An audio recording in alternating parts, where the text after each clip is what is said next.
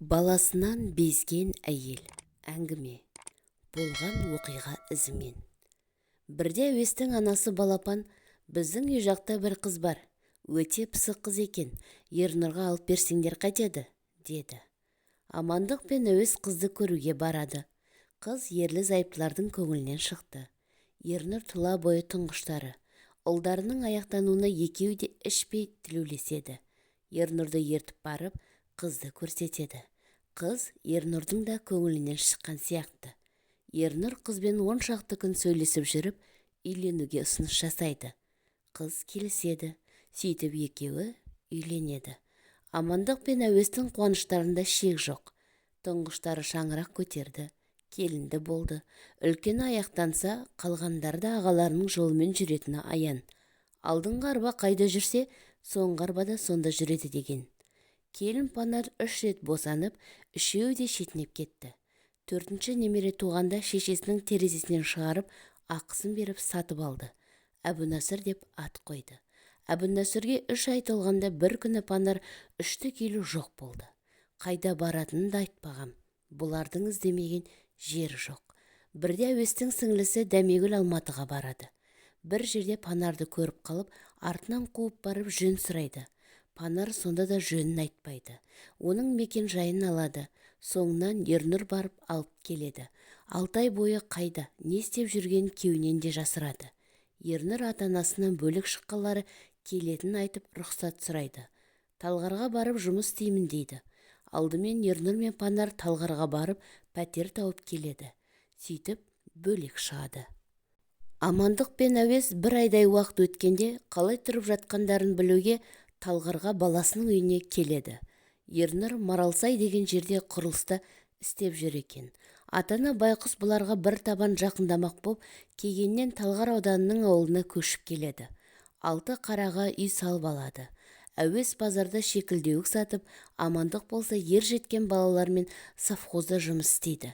Бірде шемішке сатып отырса, қасына ақ Жигули кеп тоқтайды.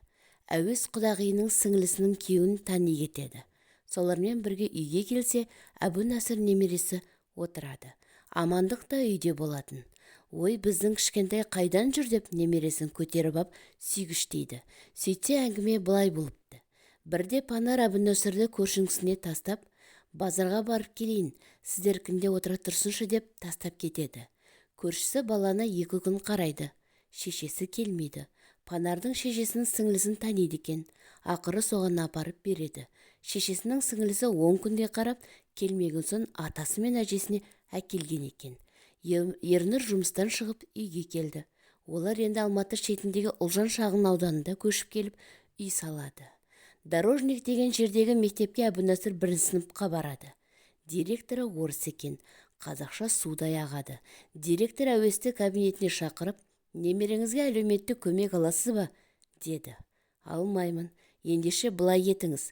Шешесін іздеп табыңыз. Баласын ала ма, алмай ма? Алмаса, қол хат берсін. Төл құжаттарының көшірмесін берсін. Бір мұғалім қызды әуеске қосып берді де, мына кісіге құжат жасайтын жерді көрсеттеді. Панардан қол хат алу үшін әуес оны іздеуге шығады. Ұзын құлақтан бір ауруханада істейтінін естіген. Аурухананың біразын сүзіп шығады.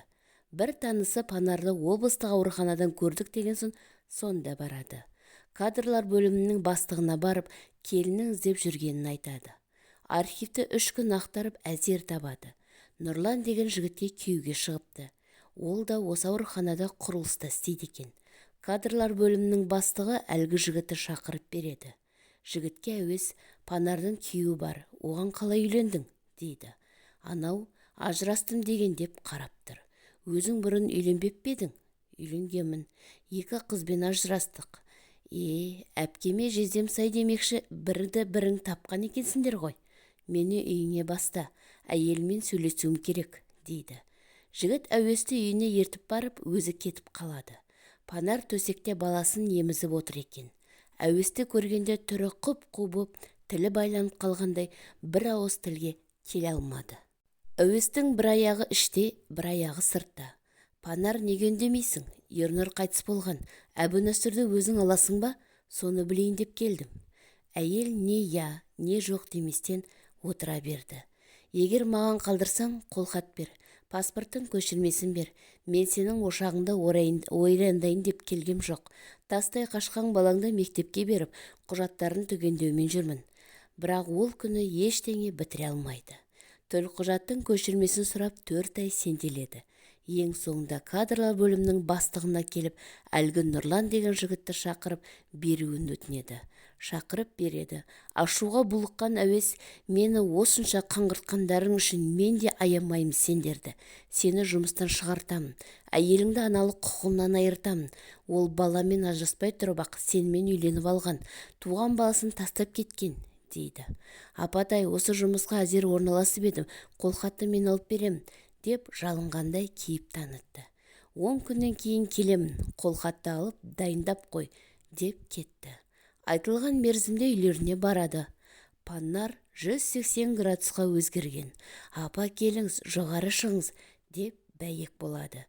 Қызылдап шай құйды, ішкісі келмеген. Бірақ асты қорлау күпілдік. Әбу-Насырды ерте барғам. Бірақ бетіне сүйген де жоқ. Әбу-Насыр ме? Деді де қойды. Қазір сол Панардың бір ұл, бір қызы бар екен. Қызы биыл 19-ға келіпті. Параличпен ауырады екен. Ең кішісі жоқ қаршадай сәбидің көз жасына қарамай тастап кеткен тас жүрек шешенің зардабы баласына тиген шығар деп ойладым, дейді әуесі. Кезінде Ернұр ұлыма қайта үйленсеңші, қашанғы жүре бересің дегенімде үйленбеймін. Өзінен тумаған балаға бөтен әйел қараушы ма еді? Балама ешкімге шапалақ салдырмаймын деген еді. Өзі бір жылдан кейін дүние салды. Сөйткен Әбу-Насыр әжесінің жетелеуімен мектепті жақсы бітірді. Университетке түсіп, оны да ойдағыдай тамамдады. Былтыр 2019 жылы отбасын құрды. Қазір әжесінің қамқоршысы. Өкінішке орай, Әбу-Насырдың қызығын атасы амандық көре алмады.